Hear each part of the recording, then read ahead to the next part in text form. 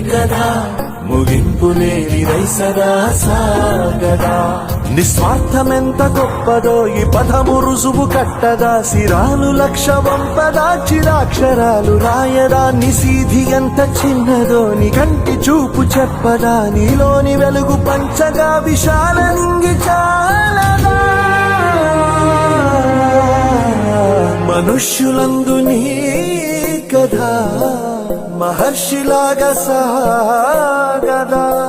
మనుష్యులందు నీ కథ మహర్షిలాగా సాగదా.